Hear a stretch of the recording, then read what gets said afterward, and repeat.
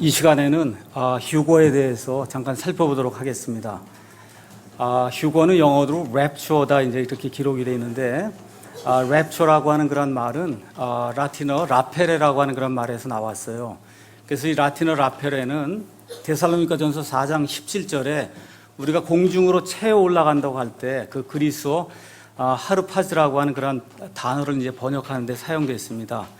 그래서 공중으로 채어 올라가는 그러한 그 사건이 아니면 그러한 그 단어가 사용된 그러한 그 용례를 가서 보시면 사도행전 8장 38절에 빌립이 이디오피아 네시아에게 복음을 전한 이후에 그 다음에 공중으로 채어 올라가서 그래서 다른 도시로 옮겨지는 그와 같은 그 사건이 기록되어 있고, 또 고린도후서 12장 2절 4절 가서 보시면 사도 바울이 공중으로 채어 올라간 그와 같은 경험이 기록이 되어 있고, 그 다음에 계시록 12장 5절 가서 보시면 그 산의 아이가 공중으로 채어 올라가는 그런 내용이 이제 그렇게 기록이 되어 있습니다. 그래서 이걸 우리가 휴거라고 채어 올라간다, 그걸 이제 한자로 표현하면 휴거다, 이제 그렇게 이야기를 하는 겁니다. 휴거와 비슷한 사건이 창세기 5장에 가서 보시면 에녹이 죽음을 보지 않고 하늘나라로 이제 올라가는 그런 사건이 있습니다. 열왕기하 2장에 엘리야가 비슷한 그런 경험을 하게 되고, 아까 말씀드린 대로 사도행전 8장의 빌립, 그 다음에 고린도후서 12장의 바울, 이런 사건들을 통해서 공중으로 채어 올라가는 그런 일이 실질적으로 있었다는 그런 사실을 우리가 알 수가 있습니다. 그래서 이제 휴거라는 그런 말을 이제 많은 사람들이 또 쓰는데, 이 다미 선교의 사건이나 이런 것 때문에 그런지 어째서 그런지 몰라도 휴거는 좋지 않고 공중 들림으로만 써야 그게 맞는다, 그렇게 또 이야기하는 분들이 있어요.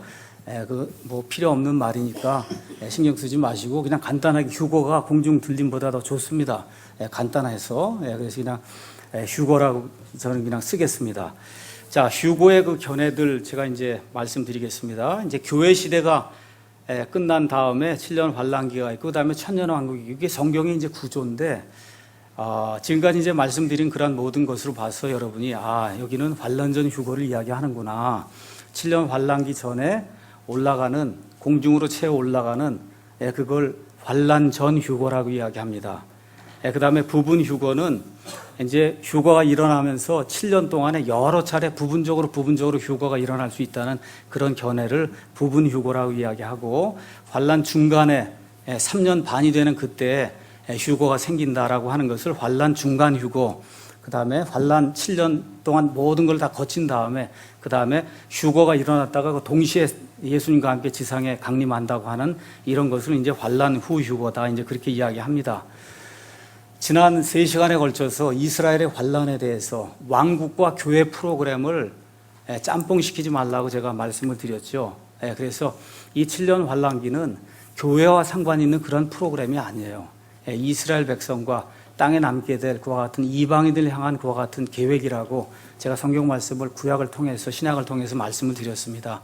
그래서 일단은 저희가 믿는 것은 환란 전 휴거다, 환란 전 휴거다, 이렇게 말씀을 드리고, 왜 그런가 설명을 좀 드리도록 하겠습니다. 그리스도의 초림과 재림, 여기 이제 가서 그림을 보시면은 이스라엘 백성은 한 가지 잘못한 게 있어요. 그것이 뭐냐면 예수님의 이 세상에 오시는 일이 2번 있는데 이스라엘 백성은 그걸 자꾸 하나로 생각하는 거예요. 하나. 아시겠죠? 한 번 오시는 걸로 생각하다 보니까 자꾸 문제가 생기는 겁니다. 지금 예수님의 이 초림과 재림도 정의를 내리면 예수님의 초림은 BC 4년부터 AD 30년까지 약 33년 반을 우리가 초림이라고 얘기하는 거예요. 초림이 십자가 때가 초림이냐, 베들레헴에서 태어날 때가 초림이냐, 이거 어디가 초림이 아니에요. 전체가 다 초림이에요. 전체가 33년 반을 우리가 예수님의 초림이라고 이야기합니다. 근데 그 예수님의 초림에, 예수님이 처음에 오실 때는 베들레헴에 아무도 알지 못하게 오셨어요. 예수님이 나중에 가실 때에는 모든 사람이 보는 가운데 가셨어요. 그러니까 비밀리에 오셨다가 공개적으로 가시는 것이 그게 특징입니다. 예수님의 재림도 마찬가지예요. 예수님의 전체 재림의 기간 이야기해라, 그 얘기하면 7년 동안이 재림의 기간이에요. 예수님이 공중에 강림하셨다가 비밀리에 오시는 겁니다. 아무도 몰라요. 비밀리에 오세요. 그 다음에 나중에 지상에 강림하실 때는 모든 사람이 눈이 볼 수 있도록 임하십니다. 그래서 이 7년 동안의 전 기간을 우리가 재림이라고 얘기하는 거예요. 그러니까 재림을 또 좁게 이야기하면 맨 마지막에 지상에 강림하는 걸 재림이라고 얘기할 수가 있는데, 기간적으로 우리가 7년을 예수님의 재림이라고 이제 이야기할 수가 있습니다. 그래서 예수님의 이 재림엔 두 단계가 있습니다. 예수님이 공중에서 강림하셔서 그래서 자신의 신부를 데리고 올라가시는 그러한 단계가 하나가 있고, 그 신부와 함께 혼인 만찬을, 혼인 예식을 하고 이 신부와 함께 이 땅에 내려오시는 지상 강림의 두 단계로 구성이 되어 있다. 왜 그러냐? 성경이 그렇게 기록이 되어 있기 때문에 그대로 믿는 거예요. 제가 여기 있는 거 다 말씀드리지 않겠습니다. 공중 휴거와 그다음에 지상 강림을 보여주는 성경 구절이 이렇게 여러 개 지금 제가 이 안에 나열해 놨습니다. 많이 들어있으니까 여러분께서 가셔서 하나하나 살펴보시면 이 두 개가 정말 다르구나 하는 내용을 알 수가 있습니다. 이 두 개를 비교를 하면 이렇습니다. 공중에서 휴거가 이제 일어나게 될 때는 모든 성도들이 채워 올라갑니다. 지상 강림할 때는 채워 올라가는 일이 없어요. 공중 휴거가 이루어질 땐 채워 올라간 성도들이 하늘로 가게 되고, 지상 강림이 이루어질 땐 채워 올라간 성도들이 땅으로 내려옵니다. 휴거가 이루어질 때는 땅이 심판을 받지 않지만, 강림이 이루어질 때는 땅이 심판을 받고 공의가 확립이 됩니다. 휴거가 이루어질 때는 표적이 필요치 않아요. 언제라도 발생 가능하지만, 지상에 이제 강림이 이루어질 때는 많은 예언된 표적들, 이런 것들이 이제 생기게 됩니다. 휴거는 구약에는 없습니다. 이 신약 성경에 이 신약 성도들의 휴거를 이야기하는 거예요. 성도들에게만 해당이 되고, 이 지상 강림은 구약에 많이 예언이 되어 있고 온 인류에게 영향을 주는 그런 사건입니다. 그래서 공중 휴거는 주의 진노의 날이 이르기 전에 이게 발생하게 되고, 그 다음에 이제 주의 진노의 날이 7년 동안 이루어지고 나서 지상 강림이 이제 이루어지게 됩니다. 공중 휴거가 이루어질 때는 사탄에 대한 언급이 없지만, 지상 강림이 이루어지게 되면 사탄이 결박되어 1000년 동안 무적행에 갇히는 그런 일들이 생깁니다. 그래서 이 휴거 때에는 그리스도께서 자신의 백성을 데리러, 백성을 위해서 오시지만, 지상에 이제 내려오실 때에는 자신의 백성과 함께 오십니다. 그래서 휴거가 시작이 되면서 연이어서 환란기가 시작이 되고, 그 다음에 지상 강림이 이루어진 그 이후에는 천년왕국이 시작이 됩니다. 그래서 이런 구절들을 여러분과 제가 성경 말씀을 통해서 살펴보시면 명백하게 두 개가 다르다는 사실을 알 수가 있습니다. 그래서 이거를 우리가 쉽게 재림의 두 단계다, 이제 그렇게 이야기를 합니다. 그래서 교회 시대가 끝나야 하나님의 마지막 프로그램, 이 왕국을 완성하시기 위해서 환란기, 7년 환란기 그 프로그램을 이제 하나님이 이루실 수가 있어요. 그래서 이 공중에서 예수님께서 나팔 소리와 함께 강림하시게 될 때 살아서 남아있는 우리 예수 그리스도 안에 있는 모든 성도들이 부활해서 휴거해서 올라가는 복된 소망의 사건이 발생하게 되고, 거기서 하늘나라에 올라가서 성도들은 그리스도의 심판석에서 자기 몸에 행한 대로 심판을 받게 되고 보상을 받게 되고, 그래서 어린 양의 혼인 만찬이 하늘에서 진행이 되는 동안에 이 땅에서는 하나님의 주의 진노의 날 프로그램이 이제 진행이 되면서 이스라엘과 믿지 않던 그런 이방인들을 향한 하나님의 정죄의 과정이 이제 시작이 됩니다. 그래서 7년이 끝난 이후에, 혼인 만찬이 끝난 이후에 신랑이 신부와 함께 영광스럽게 나타나시는 그와 같은 일이 성경에 이제 기록이 되어 있습니다. 그 끝난 이후에 천년왕국, 그 이후에 미래의 영원이 이루어지는 것으로 성경이 우리에게 보여주고 있습니다. 자, 그럼 이걸 잘 이해하기 위해서는 유대인들의 결혼 풍습을 저와 여러분이 잘 이해하셔야 됩니다. 요한복음 14장 1절에서 3절에 이런 말씀이 있습니다. 너희는 마음에 근심하지 말라. 하나님을 믿고 또한 나를 믿으라. 내 아버지 집에 거할 곳이 많도다. 그렇지 않으면 내가 너희에게 말해 주었으리라. 내가 너희를 위해 처소를 예비하러 가노니, 예수님이 이제 올라가시는데 처소를 예비하러 간다는 거예요. 너희들 이 교회 이걸 위해서 처소를 예비하러 가느니, 가서 너희를 위해 처소를 예비하면 내가 다시 와서 너희를 내게로 받아들여 내가 있는 곳에 거기에 너희도 있게 하리라 하면서 위로의 말씀을 주시는 그런 대목이 있습니다. 이 말씀을 유대인들의 결혼 풍습을 이해하지 못하면 도저히 이해할 수가 없어요. 그래서 유대인들의 결혼 풍습을 이제 말씀드리겠습니다. 먼저 정혼이라는 것이 있어요. 신랑이 자기 아버지 집을 떠나서 신부의 집으로 가서 지참금을 지불하고 그리고 정혼 언약을 맺습니다. 그래서 이것이 끝난 이후에 신랑은 자기 아버지 집으로 가서 거할 곳을 마련합니다. 신랑은 한 1년 정도 시간이 지난 이후에 어느 날 들러리들과 함께 신부의 집으로 가게 되죠. 그게 마태복음 25장에 나와 있는 그 내용입니다. 신랑이 언제 올지 모르므로 신부는 매일 신랑을 기다리며 준비하고 있습니다. 이제 신랑이 와서 신부를 데리고 자기 집으로, 아버지 집으로 가는데 아버지 집에 가면 이미 하객들이 그들을 기다리고 있어요. 그래서 이 두 사람은 신부방으로 들어가서 육체적으로 하나가 되고 7일 동안 거기에 이제 머물게 됩니다. 이 7일 동안 신부는 자기 얼굴을 세상에 보이질 않아요. 7일 연애가 끝나면 신랑이 신부를 데리고 나와서 만인에게 공개하는 이와 같은 과정이 이스라엘 사람들의 결혼 풍습입니다. 자, 이거를 그리스도와 교회에 적용을 제가 하겠습니다. 신랑과 신부는 그리스도와 교회예요. 정원 언약은 예수님께서 피로 세워주신 새 상속 언약입니다. 자, 이제 신랑이 처소를 마련하기 위해 이제 돌아간다고 얘기했죠. 그 떨어져 사는 그 기간이 지금 교회 시대입니다. 신랑이 언제 신부를 데리러 올지 모르죠. 그래서 휴거는 언제 일어날지 알지 못하는 거예요. 오늘 밤에 일어날 수도 있고 1년 있다 일어날 수도 알지 못합니다. 그러니까 신부는 어떻게 해요? 신랑이 언제 오는 건 확실하지만 언제 오는지 모르니까 계속해서 깨어서 준비하고 있는 겁니다. 그래서 7일간의 혼인 만찬은 계시록 19장 7절에서 9절에 나와 있는 것처럼 어린 양의 혼인 잔치예요. 잔치가 끝난 이후에 신랑이 신부를 공개합니다. 이것이 지상 강림이고, 그러므로 신부를 데리러 가는 것, 이것은 혼인잔치 이전인 7년 환란기 이전이 돼야 된다. 우리가 그렇게 볼 수가 있습니다. 그럼 그걸 보여주는 성경 구절이 있냐? 있습니다. 확실하게 보여주는 성경 구절이 누가복음 12장 35절에서 40절 말씀, 거기 가서 보시면 우리 예수님이 이 땅에 임하실 때 그 상황을 이야기하면서 뭐라고 얘기하냐면, 너희 허리에 띠를 띠고 너희 등불을 타오르게 하며 너희 자신은 마치 자기 주인이 결혼식에서 돌아올 때 그를 기다린 사람과 같이 그렇게 기다리고 있으라는 거예요.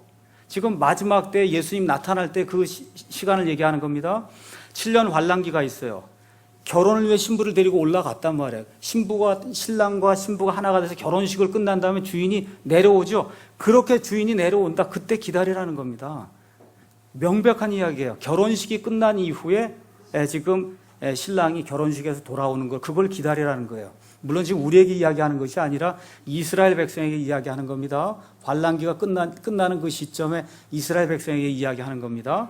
그래서 이와 같은 말씀이 있고, 또 요한계시록에 가서 보면 7 교회가 나오는데 그 7 교회는 이 세상에 그 당시에 존재하던 분명한 그런 교회였고, 또한 그 7이라는 숫자가 완전한 그런 숫자를 이야기하기 때문에 이 세상에 존재하는 여러 유형의 그런 교회를 예표로 나타낸다, 그렇게 이제 보여줄 수 있습니다.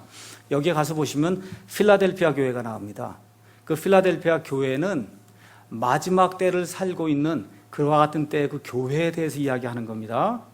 왜 그렇게 이야기하느냐? 거기 가서 보니까 내가 나의 인내의 말을 지켰은즉 나도 너를 지켜 시험의 시간을 면하게 하리니 그것은 곧 앞으로 온 세상에 임하여 땅에 거하는 자들을 시험하는 시간이라. 이런 시간이 아직 임하지 않았거든요. 앞으로 온 세상에 임하여 땅에 거하는 자들을 시험하는 시간 아직 임하지 않았습니다. 그 임하는 시간이 있는데 그 시간을 면하게 해주는 그런 교회가 있다는 거예요. 그게 지금 나오는 얘기입니다. 그래서 너는 필라델피아 교회를 이야기하는 거예요. 마지막 때에 온 세상의 사람들을 시험하는 그런 시험의 기간이 있는데 그 기간에 사는 그런 교회를 지금 이야기하는 거예요. 영어로 가서 보니까 I also will keep thee from the hour of temptation 이렇게 돼 있어서 keep from이라고 하는 단어가 이제 거기 나옵니다. 이걸 또 잘못 이해해갖고 이 keep from이라고 하는 거는 그 안에 들어가면 그 안에 들어간 상태에서 너를 지켜준다, 이렇게 번역해야 된다는 그런 사람들이 있는데, 이거는 중학교 영어를 공부를 못해서 그렇습니다. 중학교 2학년 영어 시간에 가서 보면 keep하고 from은 둘이 꼭 붙어 다니는 거 아세요? prevent하고 from하고 붙어 다니는 거, 그거 중학교 2학년 때 좀 나오죠? 그 둘이 붙으면은 부정 요소가 되는 거예요. 부정. 그러니까 I kept him from going. 그러면 가는 것에서 지켰죠, 이렇게 얘기하면 안 되는 거죠. 가지 못하게 막았다는 뜻입니다. I kept him from going. 그럼 가지 못하게 막았다는 뜻이지, 가는 것에서 지켜줬다 이렇게 번역하면 그 영어가 상당히 모자란 그러한 그 번역이 되거든요. 그래서 keep하고 from은 붙어 있는 거예요. 붙어 있어요. 그 안에 이미 부정이 들어가 있는 거예요.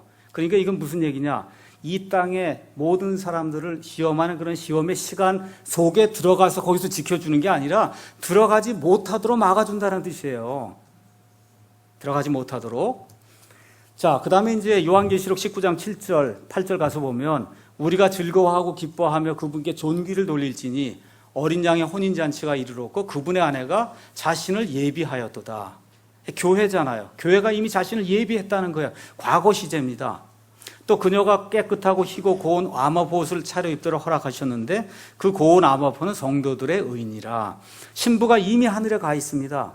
그래서 신부가 이미 휴고를 받았다고 하는 그런 사실을 성경을 통해 알 수가 있고, 환란전 휴고의 근거를 하나 더 드리면 요한계시록의 1장, 그 다음에 2장, 3장, 1장은 내가 본 것들, 2장, 3장은 지금 있는 일들 얘기하면서 교회들에게 계속 얘기해요. 교회들에게 성령님께서 말씀하시는 것을 들어라 교회들. 그런데 4장부터는 교회가 안 나옵니다. 4장부터는 전혀 교회가 안 나요. 어디 끝에 가서 나오냐. 22장 16절에 계시록을 마감하면서 거기 가서 교회가 한번 나오고, 계시록 4장부터 19장의 이 7년 환란기가 임하는 그 기간에는 교회가 한 번도 나오질 않습니다. 왜 그래요? 교회와 상관없는 시간이에요.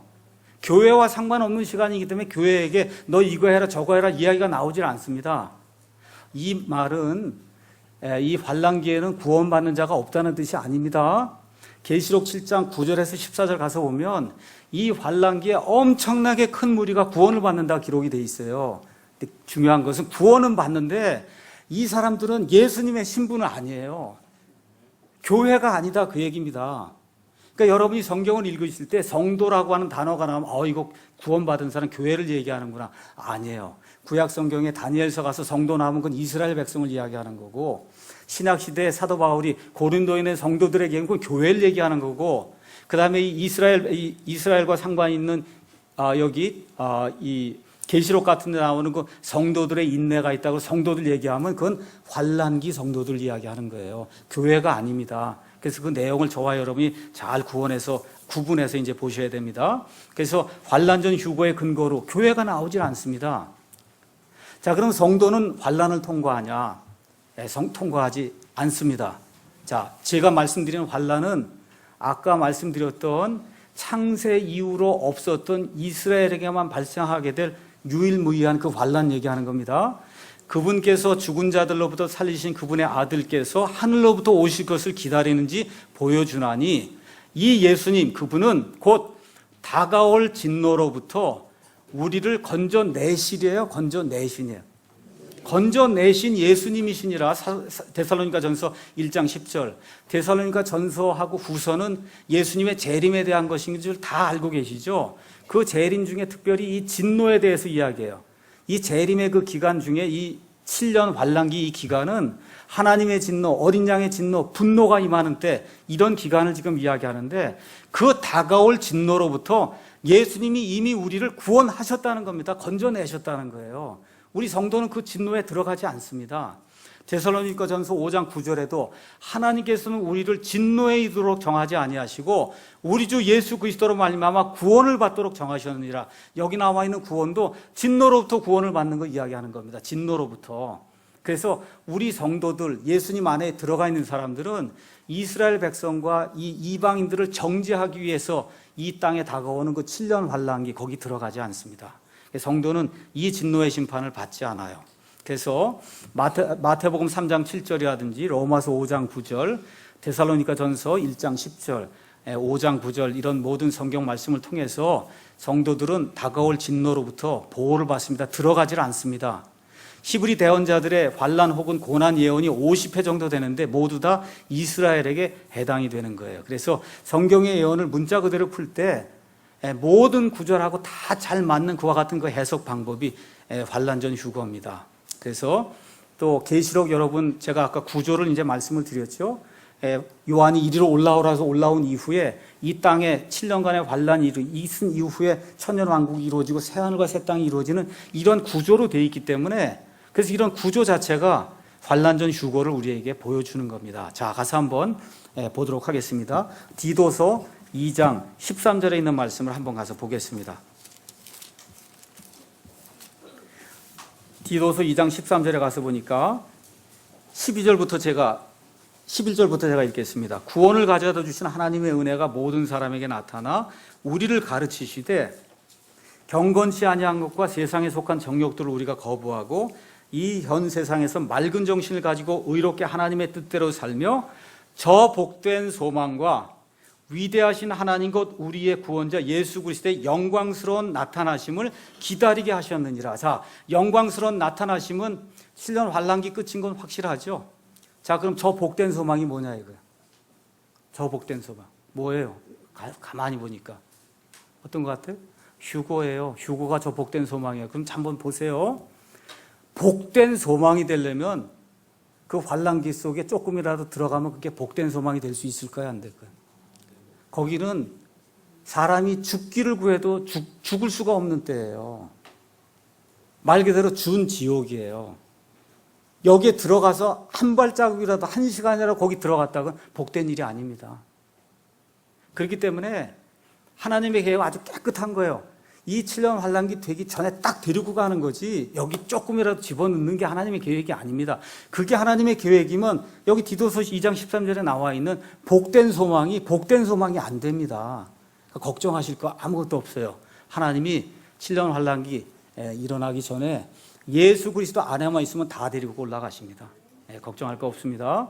데살로니가 후서 2장 1절에서 그 12절도 여러분이 가서 보시면 우리가 그분께로 함께 모이는 일로 말미암아 너에게 간청한다. 그게 뭐 휴거입니다. 주님께로 함께 모이는 그 일이 있고 그때 그리스도의 날이 있고 그 다음에 이 휴거가 이제 생기는 그와 동시에 죄의 사람 적그리스도가 등장하게 되고 그 다음에 거기 데살로니가 후서에 가서 보시면 어떻게 적그리스도가 하나님의 성전에 들어가 자기 자신을 하나님이라고 보이는 그 때가 있고 그 다음에 이 적그리스도가 나중에 예수 그리스도에서 심판을 받는 그런 내용이 8절에 기록이 되어 있거든요. 그래서 여기 나와 있는 성경 9절 이 데살로니가 후서 2장을 보면 이것이 환란 전에 휴거가 일어난다는 사실을 분명하게 보여줍니다. 요한계시록도 똑같아요. 요한계시록에 나와 있는 내용도 그래서 성도들이 올라가서 그리스도의 심판석이 심판받고 어린 양의 혼인이 진행된 다음에 예수님이 다시 이 땅에 오시는 그런 구조로 기록이 되어 있습니다. 자, 그래서 환란 전 휴거는 이스라엘과 교회를 구분하여 이스라엘의 위치를 보장해 주는 겁니다. 이제 앞으로 저 중동 땅에 있는 이스라엘이 사면 초과에 놓이게 돼요. 이제 미국도 손을 떼게 되고 온 세상 사람들이 다 지탄하는 그와 같은 때가 이제 이르게 되거든요. 예수 믿는 사람들도 이스라엘은 더 이상 없다 그렇게 얘기하는 때가 지금 이 세상입니다. 그러니까 이스라엘은 사면 초과가 될 수밖에 없어요. 그래야 메시아를 찾게 돼 있습니다. 그래서 심지어 예수 믿는 사람들조차도 이스라엘이 다 교회에 의해서 대체가 됐다. 지금 그걸 주장하는 때가 되는 겁니다. 그렇기 때문에 이스라엘의 권리를 인정하고 이스라엘을 지지하는 사람 날이 갈수록 줄어드는 겁니다. 디도서 2장 13절의 복된 소망은 반드시 환란 전 휴거라야 가능한 거예요. 그래서 그리스도의 심판, 어린 양의 혼인, 땅에서의 진노 등을 이룰 수 있는 충분한 기간을 이 환란 전 휴거가 일어나야만 그래야 이런 기간을 제공합니다. 그리고 표적이 없이 임박한 강림을 고대하게 이렇게 만듭니다. 이런 내용들을 통해서 환란 전 휴거라고 하는 것을 휴거가 성경적인 그러한 교리라고 하는 사실을 알 수가 있습니다. 또 어떤 분들은 이 부분 휴거가 생기는 것이 아니냐. 그러니까 이 사람들의 주장은 이 세상에 보면 그리스도인들이 많은데 좀 추접한 그리스도인이 있고 조금 좀 완벽한 그리스도인이 있는데 예수님이 오실 때 완벽한 사람들은 먼저 데리고 가고 환란기에 좀 집어넣어서 조금씩 연단 좀 시키고 연단돼서 웬만하면 또 올리고 이렇게 하는 거예요. 제가 한번 여러분에게 여쭤볼게요. 여러분 구원을 여러분 힘으로 받습니까? 아니면 예수 그리스도의 피로 받습니까? 휴거도 똑같아요.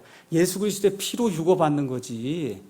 환란 그 속에 들어가서 조금 정제되면 그러면 예수님 올라와라 그럼 올라가고 이런 게 아니에요. 그러니까 성경 말씀 자체를 이해하지 못하기 때문에 이런 일들이 발생하는 겁니다. 이 환란 전 휴거 외에는 다 자기 힘으로 뭘 해보려고 하는 거예요. 내가 좀 깨끗하게 해야 되지 않겠느냐. 우리가 깨끗하게 하는 것은 하나님 보시기엔 더러운 누더기에 지나지 않아요. 안 됩니다. 그것도 불가능해요. 뭐만 의지해야 돼요? 예수님 피만 의지하면 되는 거예요. 그거 외에 다른 거 필요치 않습니다.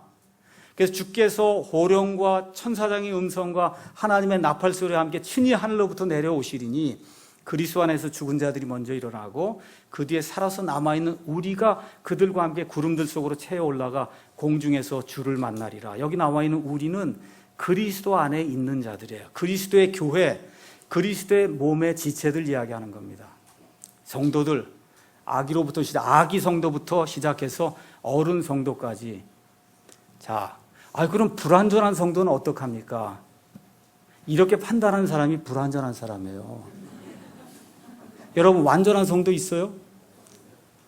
자꾸 그걸 생각하는 게 이 사람이 문제가 있는 거예요.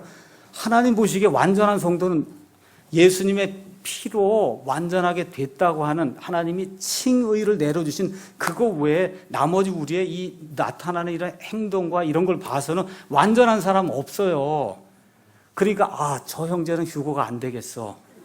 이 사람이 문제가 있는 거예요. 이게 왜 그래요? 휴거되고 안 되는 거를 사람의 행위로 다 판단을 자꾸 하니까 문제가 생기는 거예요. 저 사람이 예수 그리스도 안에 있냐 없냐가 지금 중요한 겁니다.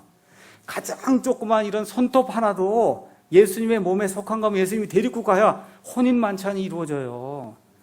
혼인을 지금 하려고 하는 예수님이 신부가 다 안 오면 어떻게 혼인을 합니까? 맞습니까? 그러니까 예수님의 혼인잔치가 이루어지려면 예수님의 신부에 속한 사람은 다 가야 되는 겁니다. 다 가야 되는 거예요.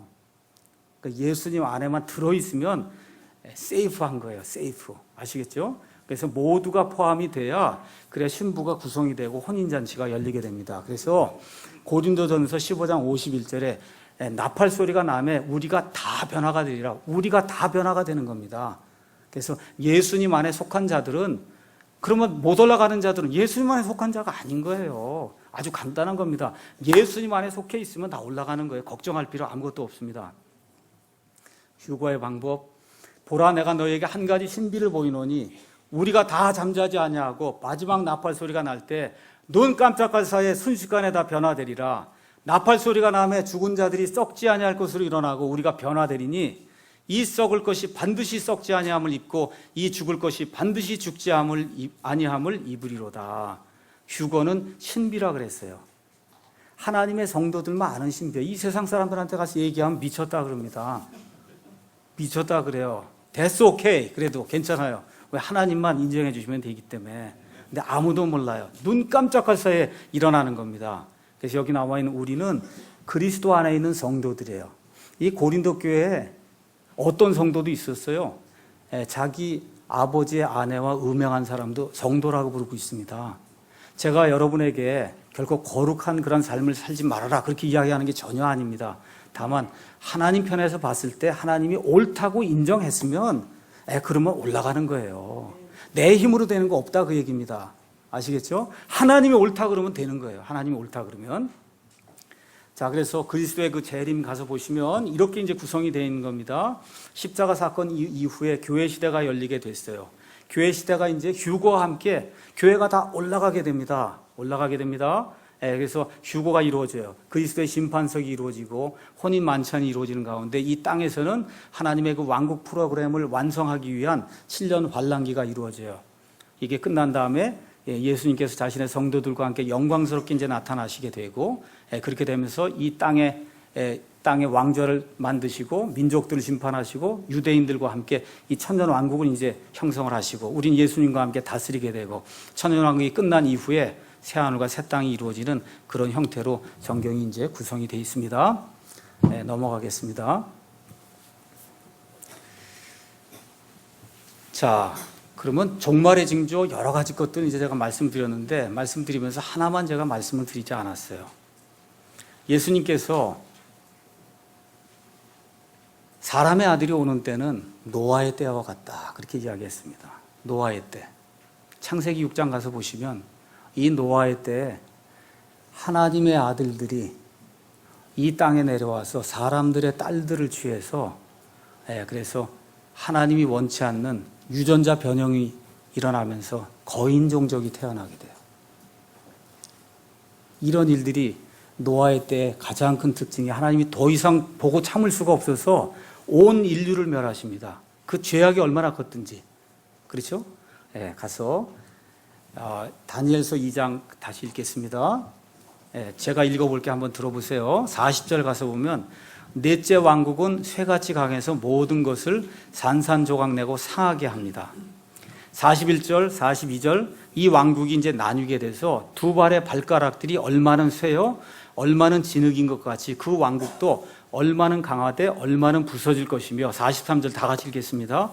왕께서 쇠와 진흙이 섞인 것을 보신 것 같이 그들이 자신을 사람들의 씨와 섞을 터이나 쇠와 진흙이 섞이지 아니함 같이 그들이 서로에게 달라붙지 못하리이다. 자 보세요. 그들이 자신을 사람들의 씨하고 섞는다는 거예요. 그들이 누구예요? 몰라요. 알 수가 없어요. 근데 맨 마지막 때에 천년왕국이 이루어지려고 하는 그때 이 대환란기 이때에 어떤 그들이 나타나는데 이 그들이 자기를 사람들의 씨하고 섞으려고 그런다는 거예요. 개역성경은 그들이 다른 인종과 서로 섞일 것이니까 뭐 말도 안 돼 이렇게 번역을 해놨습니다. 다니엘서에서 지금 이야기하는 것이 어떤 사람의 씨와 섞는다는 건 사람의 씨가 아닌 사람들이 자기 자신을 사람의 씨하고 섞는다는 거잖아요. 국어를 잘 하셔야 됩니다. 국어를. 이런 일들이 언제 생길 것 같아요? 제가 말씀드렸죠. 대환란기에 중간에 용이 하늘에서 쫓겨나는데 누구하고 같이 내려와? 자기의 자신의 천사, 그렇죠. 3분의 1과 함께 땅으로 쫓겨서 내려오는 때가 있단 말이에요. 그럼 하나님의 아들들이 다시 땅에 내려와서 사람들의 딸들을 취하는 그런 때가 있다는 겁니다. 무서운 때예요. 사람이 사람으로서 살 수 없을 정도로 무서운 때가 임해요. 이 노아의 때에 하나님이 뭐라고 표현해요? 사람들이 상상해서 생각하는 모든 것이 다 악하다 그랬어요. 그 정도로 엄청나게 사악한 때가 노아의 때였는데 우리 예수님이 내가 다시 올 때가 그때와 똑같다. 지금 다니엘이 뭐라 그래요? 그때 그들이 자기 자신을 사람의 씨와 섞는 그런 때가 이루어진다. 조심해야 됩니다. 그래서 예수 그리스도 안에 있으라고 이야기하는 거예요. 저는 굳이 여기 들어가서 그래도 살다가 믿어보겠습니다. 괜찮습니다. 거기 가서 구원받는 방법은 짐승의 표를 받으면 안 됩니다. 짐승의 표를 받으면 그거는 펄펄 끓는 지옥 불못에 나중에 들어가야 돼요. 짐승의 표를 받지 않고 어떻게 하든지 숨어 돌아다니면서 이 예수님 오실 때까지 끝까지 견뎌야 되는 거예요. 그렇지 않으면 짐승의 표를 받지 않고 짐승의 표를 받지 않으면 어떻게 해요? 먹을 거 살 수 없으니까 결국은 잡혀서 순교당해서 죽든지 두 가지 방법입니다. 순교당해서 죽든지 아니면 끝까지 하여튼 간에 짐승의 표 받지 않고 어디로 도망 다니든지 아마 한국에서는 거의 불가능할 거예요. 땅이 조그매갖고 다 잡을 겁니다. 뭐 미국이라든지 땅이 엄청나게 넓고 뭐 이런 데라면 이게 가능할까? 이스라엘처럼 워낙 광야가 많고 이런 데라면 가능할까? 태백산맥 뭐 영월 이런 데 삼으면 다 잡아냅니다. 그러니까 거기에 소망을 두지 마시고 그냥 예수 그리스도 안에 빨리 믿음을 둬야 되겠다. 이렇게 하면 제일 깨끗한 거예요. 그래서 이 종말의 징조로 다니엘서 2장에 하나님이 명백하게 얘기하고 있어요. 천사들이 다시 내려온다는 사실을. 자, 짐승의 표 이야기하고 마치겠습니다. 여기 또 짐승의 표 때문에 그냥 여태까지 기다리신 분들이 많이 있을 것 같은데 그래서 짐승의 표 이야기를 하고 그리고 마치겠습니다. 짐승의 표라고 하는 그런 단어가 이제 요한계시록에 이제 가서 보면 8번 나옵니다. 8번. 짐승의 표라고 되어 있는 데도 있고 표 아니면 그 표로 되어 있는 데도 있고 그의 표 이렇게 되어 있는 데도 있고 그의 이름의 표 이렇게 되어 있어서 8번 나옵니다. 그 짐승의 표를 어디다가 받느냐 가서 보니까 13장 16절 20장 4절에 가서 보면 오른손 안에 혹은 이마 안에 그 다음에 20장 4절에 가서 보면 이마 위에 이렇게 이제 표현이 되어 있습니다. 그래서 여기 나오는 인이나 오는 그리스 말로 다 같은 말이에요. 그렇게 됐는데 어떤 사람들은 이거를 인은 요 안에다 쑥 집어넣어서 이 속에다 푹 집어넣는 그런 인이다 이렇게 이제 얘기하는 경우도 있고 이게 오른손이면 오른손이 이 전체 안에 어디다가 여기 들어가든 여기만 들어가면 그게 인이다 이렇게 보는 경우도 있고 온이라고 얘기했으니까 또 뭘 붙여주는 것이 아니냐 이렇게 보는 견해도 있고 이 모든 것을 만족시킬 수 있는 것은 이 위에 여기다가 집어넣어서 여기 볼록하게 조금 튀어나오면 온도 되고 인도 되는 거예요. 그렇게 되면서 동시에 이 안도 되고 여기 알겠죠? 그러한 조건으로 그냥 생각하시면 됩니다.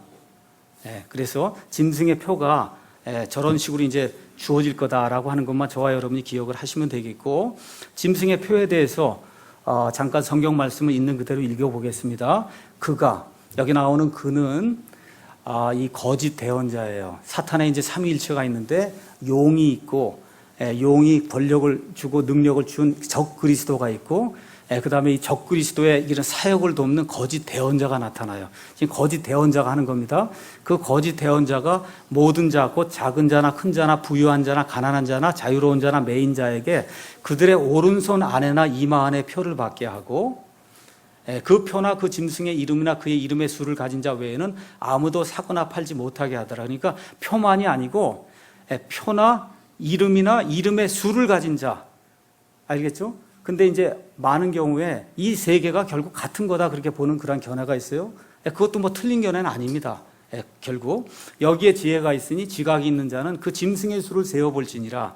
그것은 어떤 사람의 수요? 그냥 사람의 수가 아니고, 사람의 수, 사람이 뭐 6일 만에 만들어서 6이다 이렇게 그런 얘기가 아니라 어떤 특정한 사람, 적그리스도, 맨 마지막에 나타나게 될 그 적그리스도 그 사람의 수다. 그의 수는 666이다. 이제 이렇게 기록이 되어 있습니다.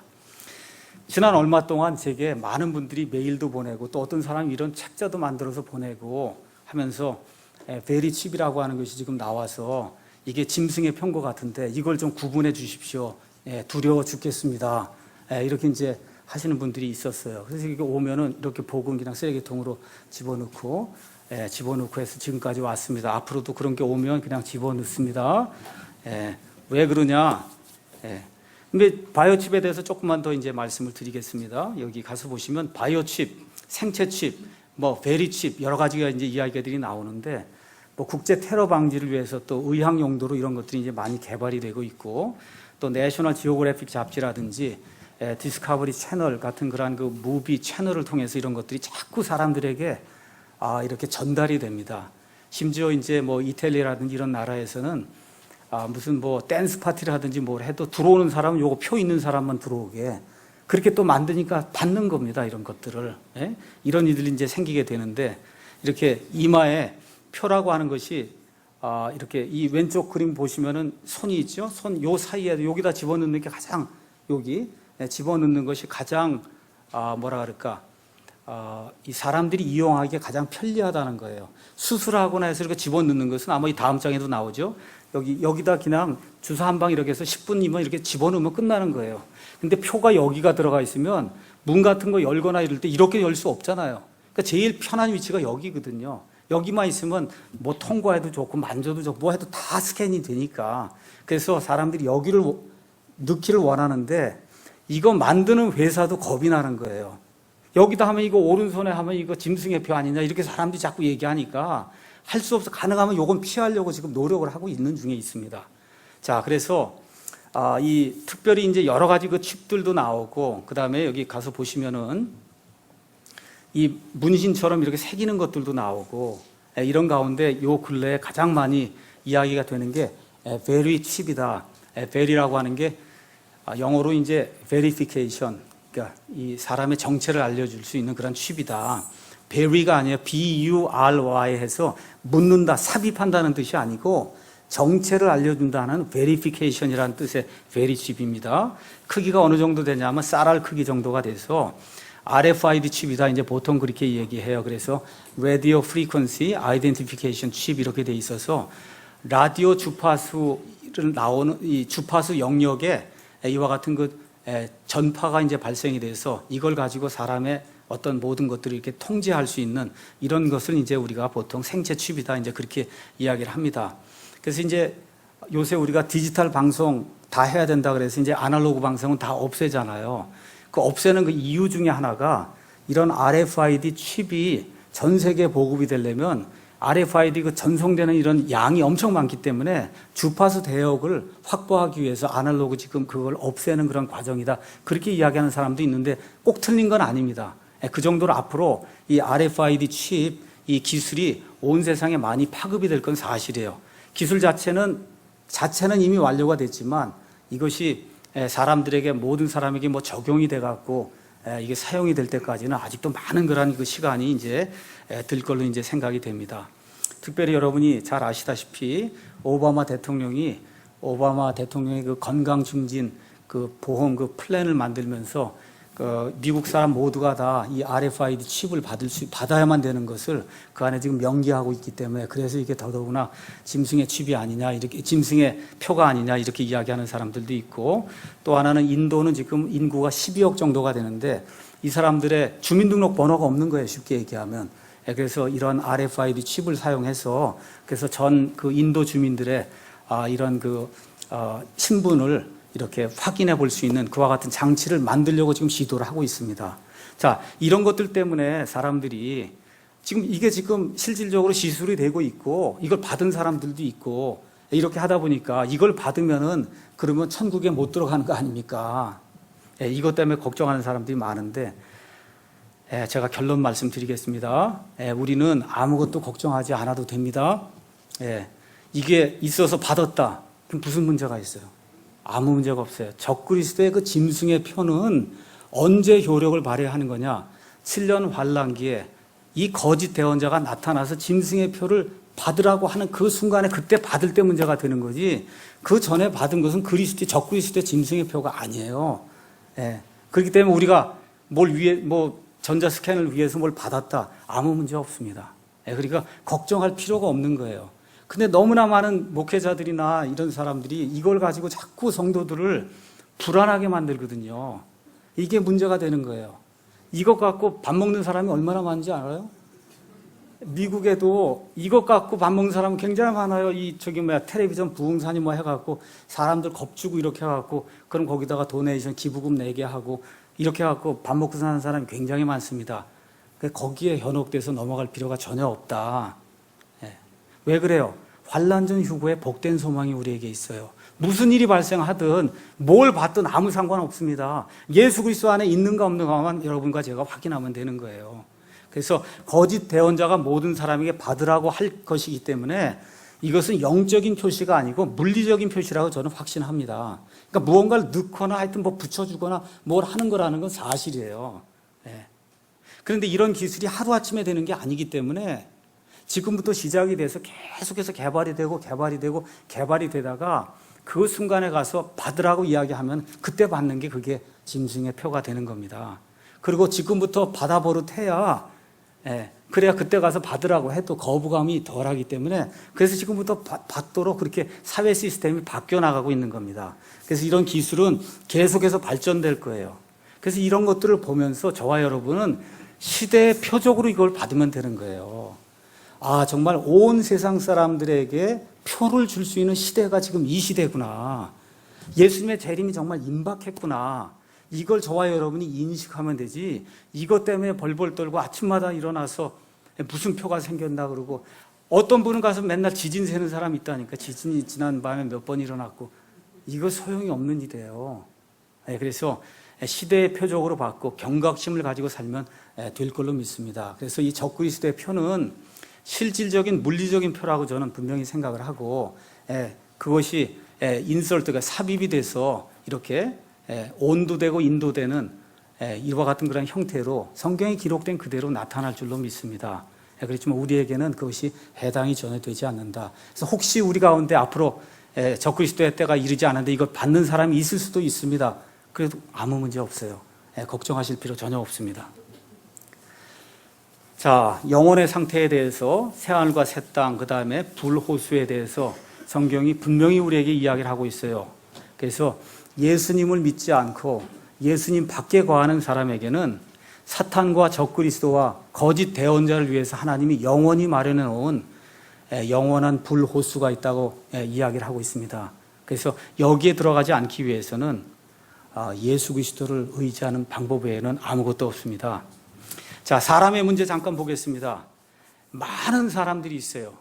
여기 우리 창조주 하나님이 있습니다. 이 사람의 문제는 뭐예요? 이 사이에 죄의 구렁텅이가 껴 있어서 하나님께로 갈래야 갈 수가 없는 겁니다. 사람의 힘으로. 이 문제를 우리가 해결하기 위해서 예수님이 십자가라고 하는 그와 같은 다리를 놓아주셔서 저 죄의 구렁텅이를 뛰어넘어서 하나님께로 갈 수 있는 그와 같은 길을 우리 예수님이 마련해 주셨습니다. 그래서 우리 예수님께서 구약 시대에 이 짐승의 그 희생 제사를 통해서 죄를 사람이 지으면 죄를 짓지 않은 무언가가 반드시 죽어서 희생이 되어야 한다는 것을 시청과 교육을 통해서 알려주셨어요. 그래서 이 양을 끌고 나타나면 그러면 제사장이 칼을 넘겨주고 그렇죠? 양에게 안수를 합니다. 이 사람의 죄를 다 이 양에게 다 떠넘깁니다. 한 다음에 이 사람이 양의 목에다 칼을 집어넣으면 그럼 피가 튀겨 나오면서 양이 죽는 소리가 들리고 그러면 이 당사자는 죄를 지으면 죽는구나 하는 것을 뼈저리게 느끼는 거예요. 죄를 지으면 죽는구나. 그 다음에 또 칼을 가져다 주면 이거를 조각조각 나눠 갖고 그래갖고 여기 제단에 갖다가 던지면 으지지지직 하면서 타는 거예요. 이 고기가. 그럼 이게 죽는 것으로 끝이 나지 않고 이 불 호수가 영원토록 나를 기다리고 있구나. 그게 성경이 이야기하는 바입니다. 침례자 요한이 우리 예수님이 나타났을 때 하나님의 세상의 모든 죄를 제거하시는 하나님의 어린 양을 봐라. 그 어린 양께서 저와 여러분의 모든 죄악을 일시에 영원토록 단번에 제거하셨어요. 십자가에서. 그래서 그 예수님을 저와 여러분의 구원자로 영접하게 되면 무슨 이런 환난이라든가 짐승의 표라든가 이런 거 걱정할 필요 전혀 없습니다. 다만 우리 아이들을 위해서 특히 교회의 지도자라고 하면 세상이 어떻게 변하고 있구나. 여기에 어느 정도 신경을 써야 돼요. 아무것도 모르고 있으면 안 됩니다.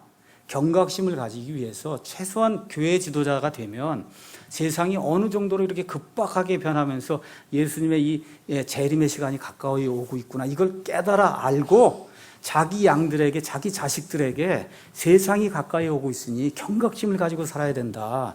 이거를 알려줘야 될 그런 필요가 있다는 겁니다. 그래서 오늘 이제 4시간에 걸쳐서 재림과 이제 휴거, 이 세미나를 이제 다 마치게 됐는데요. 이게 제가 처음에 말씀드렸듯이 어떤 센세이션이라는 이런 걸 가지고 말씀드리고자 한 것이 아니고 처음 구약부터 시작해서 신약까지 하나님의 말씀이 어떻게 구성이 되어 있고 하나님의 말씀을 어떻게 올바로 나누어서 바르게 교리를 정립할 수 있는가, 이것이 세미나의 핵심 내용이라고 제가 말씀드렸어요. 이 말씀을 통해서 정말 하나님의 말씀이 어떤 것인가를 여러분 스스로 체험하시고 오늘 노트를 가지고 가셔서 또 다시 한번 살펴보시고 그리고 주님 안에서 좋은 그런 교제를 나눴으면 좋겠습니다. 감사합니다.